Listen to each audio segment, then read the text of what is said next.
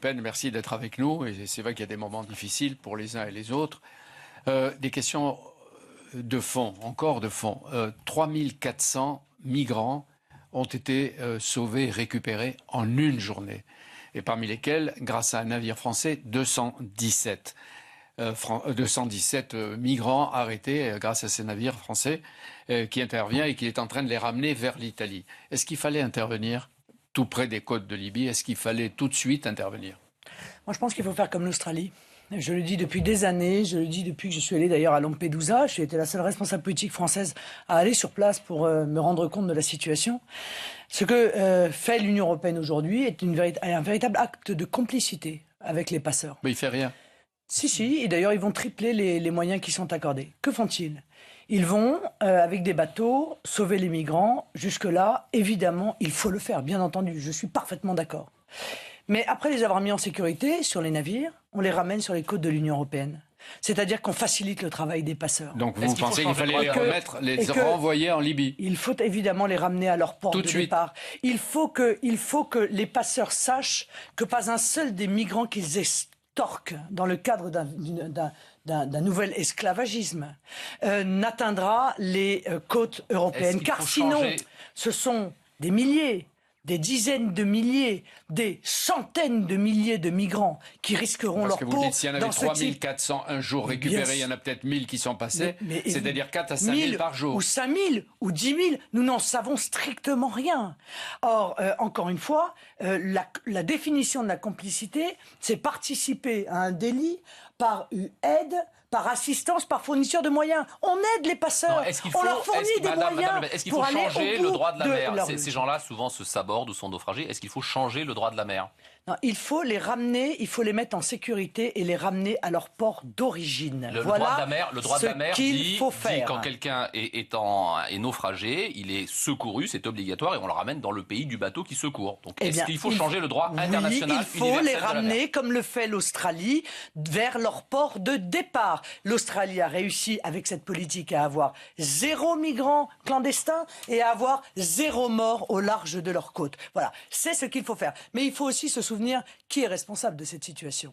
Car la situation que nous vivons aujourd'hui, c'est la conséquence de la déstabilisation de la Libye. C'est Nicolas Sarkozy qui en est le coupable. C'est François Hollande qui a soutenu cette intervention militaire.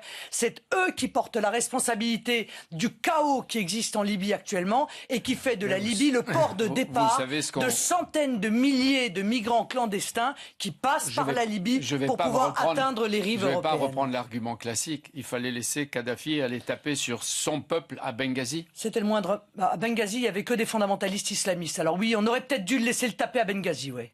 Il y aurait eu moins de fondamentalistes islamistes, et ce sont eux, les fondamentalistes islamistes, qui ont pris le pouvoir en Libye. Les Français, les Anglais, tous associés, ont sauvé des islamistes djihadistes. Oui, ils ont donné les clés de la Libye aux fondamentalistes islamistes, dont le premier acte a été de mettre en place la charia. Et ils ont continué dans l'erreur en soutenant les fondamentalistes en Syrie. Aujourd'hui, l'ensemble de cette région est une vaste poudrière. Les erreurs qui ont été faites par nos dirigeants sont des erreurs qui sont meurtrières. Mais vous avez vu que demain, il y a un sommet des pays arabes. Et que pour la première fois, un occidental est invité, c'est François Hollande, président de la République française. Et qu'en ce moment, à la fois l'Arabie Saoudite et le Qatar sont en train de changer. Eux-mêmes s'attaquent à Daesh, au terrorisme, même si au début, ils les ont financés avec le nouveau roi Salman et avec le nouvel émir. Il y a un changement. Là, peut-être qu'on ne l'a pas tous suffisamment perçu. J'aimerais bien attendre d'en avoir véritablement des preuves. Vous voyez, j'aurais bien aimé qu'avant de vendre, en vendant le Rafale au Qatar, on ait une clause peut-être. Exigeant que le Qatar ne finance ni d'aide ni soutienne le fondamentalisme islamiste où que ce soit dans le monde. Ceci n'a même pas été exprimé. Mais peut-être qu'il y a un changement d'attitude de l'émir que vous n'avez pas perçu, peut-être nous non plus. Et qu'il n'est pas nécessaire d'avoir des clauses spéciales. Je le souhaite. Mais je n'ai pas obligatoirement envie de faire confiance, a priori, au Qatar, dont je sais la responsabilité qui a été récemment la sienne dans le soutien au fondamentalisme islamiste, dont je sais quelle était la volonté lorsqu'ils ont cherché à investir massivement dans les banlieues françaises. Voilà. Donc je ne les crois pas sur parole. Donc si dans 2 ans vous étiez au pouvoir et qu'il y avait l'idée de vendre des Rafales, vous auriez ou pas vendu les Rafales ou installé une clause spéciale. Oui, bien sûr. Par exemple avec l'Égypte aussi, qui a acheté 24 Rafales et qui va s'en servir le moment venu contre Daesh. Mais l'Égypte lutte contre le fondamentalisme islamiste. Ils en ont apporté, eux, des preuves. Oui. Oui, moi je crois qu'il faut s'appuyer d'ailleurs sur tous les pays qui luttent contre le fondamentalisme islamiste. Donc l'Arabie Saoudite, l'Égypte... L'Arabie Saoudite, c'est un bon les Émirats Arabes Unis, dont on parle peu, mais qui luttent depuis des années contre le fondamentalisme islamiste. Et puis la Russie. Car se priver de l'appui d'une grande nation comme la Russie dans la lutte contre le fondamentalisme islamiste est d'une stupidité rare. Question de Arnaud Le Parmentier, puisqu'il y a le 9 mai. Est-ce que vous êtes invité à Moscou par Vladimir Poutine pour fêter le 9 mai ? Je suis invité, non, je ne suis pas invité pour fêter le 9 mai, mais je suis invité à l'ambassade de Russie pour fêter cette célébration. La célébration de la fin de la Grande Guerre patriotique. J'ai écouté votre discours du 1er mai. Pourquoi maintenant vous faites un lien entre les migrants et les terroristes ? Oh, mais c'est pas la première fois que je dis qu'il y a évidemment. Aussi, de manière assez j'ai juste rappelé que je me suis fait mépriser au mieux, insulter au pire, lorsqu'en 2012 j'avais posé une question: combien de Mohamed Merah dans les bateaux, dans les avions qui arrivent quotidiennement sans aucun contrôle les Kouachi, les Koulibaly, ils sont nés en France. Oui, c'est pas pour ça qu'on doit rajouter un risque supplémentaire. Non, mais le problème principal pour le moment n'est pas des gens venus sur des bateaux, c'est des gens qui ont grandi en France, qui ont été produits en partie mais par la France. Excusez-moi, mais le dernier, là, Monsieur Glam, lui, il est venu par le regroupement familial. D'accord ? Bon, il n'est pas né en France, il est venu par le regroupement familial. Moi, j'essaye d'apporter des solutions face à la réalité. Voilà. Je ne suis pas ni dans le rêve, ni dans le fantasme. Je sais qu'un certain nombre de ministres italiens, de responsables politiques libyens ont tiré la sonnette d'alarme en disant: attention, l'État islamique entend infiltrer les cargos de migrants clandestins avec des combattants de l'État islamique. Est-ce que nous avons tenu compte de ce danger ? Est-ce que nous avons mis en place les conditions pour pouvoir contrôler véritablement ceux que nous ramenons sur les rives de l'Union européenne ? Réponse: non. Lorsque les demandeurs d'asile, qui sont bien souvent des faux demandeurs d'asile, débarquent sur le territoire français, nous les prenons en charge. Un rapport vient d'être rendu. 1% de ces demandeurs d'asile déboutés seulement sont renvoyés aux frontières qui au passage n'existent plus. Donc je dis, nos dirigeants français... Il y a 30 000 personnes à peu près qui sont rapatriées. Sur les demandeurs d'asile, on est très dur. Il y en a 60 000 en France, simplement 3 fois moins qu'en Allemagne. On n'en accueille que 1 sur 5, contrairement à 40% en Allemagne, 60% en Suède. Donc on est très dur en fait sur l'asile. Sur l'asile, on est très dur en France, madame. C'est faux, le droit d'asile est devenu une véritable filière d'immigration. Les demandeurs d'asile ont baissé en France l'année dernière. Ils ont explosé en Europe, ils ont baissé en France. Donc finalement, la France est beaucoup plus stricte que les autres. Tous ceux qui sont déboutés du droit d'asile restent sur le territoire national à la charge des Français. Ça, c'est une réalité mathématique. Donc si vous étiez au pouvoir, vous les retrouveriez. Moi, je voudrais que l'on coupe les pompes aspirantes de l'immigration, et notamment de l'immigration clandestine, qui fait que la France est un des pays les plus attractifs pour l'immigration clandestine. Rester clandestin en France, c'est dans certains domaines pouvoir être mieux traité que ne le sont les chômeurs français ou que ne le sont les retraités français. Tous ces chiffres sont faux. Est-ce que accueillir dans une période de guerre pareille une personne sur 5000 en droit d'asile, est-ce que c'est trop ? Est-ce qu'une ville de 5000 personnes ne peut pas accueillir en France un demandeur d'asile ? Monsieur, parce que c'est les statistiques actuellement, c'est 20 000. Les chiffres de l'immigration sont fous en France. Fous. Qu'on continue à accueillir. Fou ou faux ? Ça a été le cas sous... Non, fou et faux aussi d'ailleurs. Vous faites bien de le dire. C'est en tout cas ce que déclare Madame Tribala, qui est pourtant pas du front, et plutôt de gauche, elle, dans son livre Les yeux grands fermés. 200 000 immigrés légaux par an. Ça a été le cas sous Nicolas Sarkozy, c'est encore le cas sous François Hollande. Des centaines de milliers par mandat de clandestins qui arrivent sur le territoire et qui sont soignés, dont l'éducation des enfants est prise en charge. Ou en perspective, alors si que dans nous 2 ans, vous êtes à l'Élysée, vous prenez des mesures à la fois pour ceux qui sont là, pour l'asile, et sur toutes les mesures, avec préférence, je ne sais pas si on dit préférence ou priorité nationale, sur, comme vous l'avez dit, l'emploi, le logement, toutes les questions de sécurité. Et les aides sociales. Je supprime tout ce qui fait venir les immigrés clandestins en France, l'ensemble effectivement des aides sociales qui sont autant de pompes aspirantes. Je supprime le droit du sol. Car je pense que la nationalité française, c'est rite ou se mérite, qu'on ne peut pas l'acquérir de manière automatique, sans même que l'on ait demandé leur avis aux Français, sans même que leur situation personnelle ait été analysée, ce qui nous pousse à voir devenir français des gens qui ont un casier judiciaire long comme le bras, etc. Les Kouachi, les Koulibaly, qui ont obtenu la nationalité française par automaticité. Voilà. Oui, je changerai l'intégralité de ces règles et je mettrai en place des règles qui seront justes, mais fermes. Est-ce que vous aussi, vous dites qu'il y a un islamofascisme des 5e colonnes en France, comme le dit Christian Estrosi? Mais j'ai un peu l'impression, si vous voulez, que cette inflation de termes plus polémiques les uns que les autres, elle est surtout là pour cacher la responsabilité de ceux qui ont été au pouvoir.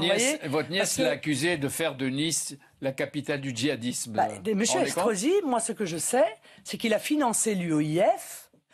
C'est qu'il a été condamné par la justice administrative pour avoir accordé un loyer tellement bas à une mosquée UOIF que même le tribunal administratif lui a tapé sur les doigts, ce qui correspond en réalité à la manière dont ces maires financent illégalement les mosquées en violation de la loi de 1905. Alors bien sûr, quand on est pris comme ça les doigts dans le pot de la confiture clientéliste communautariste, il faut crier bien fort avec des propos qui choquent. Mais moi, je ne m'attache pas aux mots, je m'attache aux actes. Et les actes de M. Estrosi sont des actes d'incitation aux communautaristes. Estrosi, complice des djihadistes. L'aide, la fourniture de moyens, l'assistance, lorsque l'on aide le fondamentalisme islamiste à s'installer, à diffuser, à recruter, quelque part, moralement, oui, on est un peu complice. Très bien, il a son costume. À l'extérieur, l'armée française, notamment, intervient pour éviter aussi les guerres civiles qui poussent les migrants à venir en Europe. Est-ce que vous soutenez l'effort du chef de l'État, du chef des armées, plus de moyens pour la défense, notamment à partir de 2017, une date qui vous intéresse? D'abord, je pense que c'est un effet d'annonce total. Là, on assiste à un enfumage absolu. La réalité, c'est que c'est un ralentissement de la baisse, quoi. C'est pas une augmentation des moyens, c'est un ralentissement de la baisse qui avait été prévue. Voilà. Donc il y a 11 000 personnels de plus que la baisse qui avait été prévue. C'est ça? 18 500 de plus que la baisse qui avait été prévue. Il y en a 11 000 dans les forces opérationnelles terrestres. Elles sont 66 000, celles qui peuvent intervenir, elles seront 77 000. Sauf que les effectifs en 2008 étaient de 90 000 pour l'armée de terre. Voilà. Et que donc 77 000 en 2017, c'est encore 13 000 de moins que ce qui étaient les effectifs de 2008. Alors qu'on ne nous dise pas qu'il y a un effort particulier, la réalité c'est qu'il y a une stagnation du budget de la défense à un niveau terriblement bas, alors même que se multiplient les opérations extérieures, donc vous savez pertinemment que non seulement elles entraînent un surcoût, mais qu'elles entraînent un vieillissement général du matériel dont il n'est pas du tout tenu compte dans cette situation. Moi, toujours mon hypothèse, vous êtes à l'Élysée. Parce que ça va jusqu'en 2019. Si vous arrivez à l'Élysée en 2017, qu'est-ce que vous faites? De combien vous augmentez le budget de l'armée? Sur le mandat, nous arriverons à 2% du PIB. Et ça fait beaucoup de milliards, ça, chaque année. Oui, mais la norme OTAN. Donc vous sûr, mais tout cela a été... non, mais je n'ai pas besoin de recevoir des ordres de l'OTAN, à la différence des autres dirigeants politiques français, voyez-vous. D'accord, donc voilà. Nous sommes une nation libre et indépendante. Vous avez dit autour de 2%, les spécialistes feront les calculs. Et nous considérons que 2%, c'est-à-dire à peu près 40 milliards, c'est le niveau qui permet d'avoir une défense de bonne qualité. Je vous signale que la Grande-Bretagne dépense 43,9 milliards pour son budget de la défense, et l'Allemagne 32,1 milliards, c'est-à-dire plus que nous sommes à 31,4 milliards, alors même que l'Allemagne, formidable, avec moi on fait alors plus. même que l'Allemagne n'a pas de dissuasion on fait nucléaire plus pour la sécurité à avec moi. C'est-à-dire que vous renonceriez à la dissuasion nucléaire?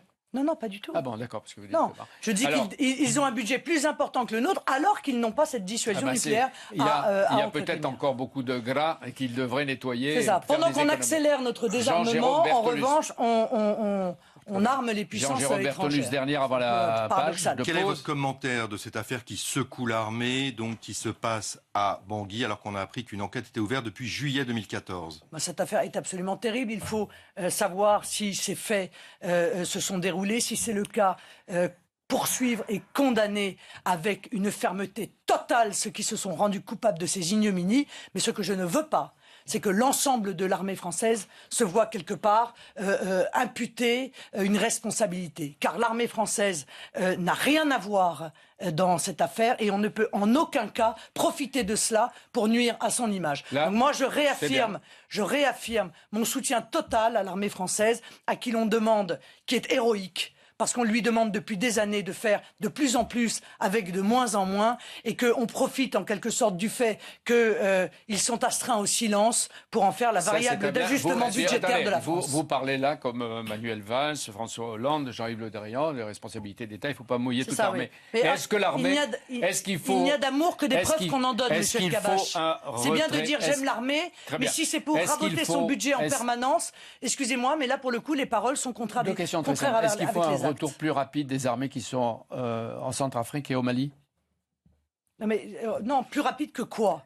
Plus rapide que les objectifs qu'on leur a donnés. Donc elles peuvent rester. Voilà. Donc moi je pense qu'il faut aller au bout des missions qui ont été données, si tant est d'ailleurs qu'elles soient véritablement définies. Est-ce qu'il faut réduire ou arrêter sur les territoires Vigipirate?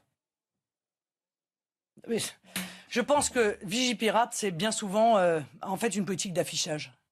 On a mis pendant longtemps des soldats dans les gares avec des fusils dont ils ne pouvaient pas se servir d'ailleurs. Bon, on le sait très bien pour rassurer la population. Vous les arrêteriez? Non, mais ce que je crois, c'est qu'il faut surtout... La décision, quelle est-elle? Où serait-elle? Non, mais la décision, elle est globale. Il faut d'abord considérablement renforcer le renseignement sur le terrain et non pas seulement le renseignement sur Internet. Voilà, parce qu'on ne fait pas une guerre virtuelle. La guerre qui est menée par les fondamentalistes islamistes à la France, elle est réelle. Il faut aller dans les quartiers, il faut aller dans les villes, sur le terrain.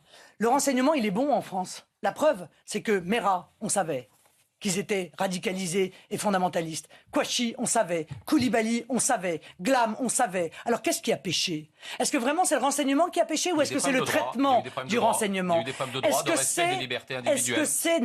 Est-ce que c'est la volonté politique qui manque? Moi, je crois que c'est la volonté politique qui manque. On a compris. C'est le traitement du renseignement qui manque.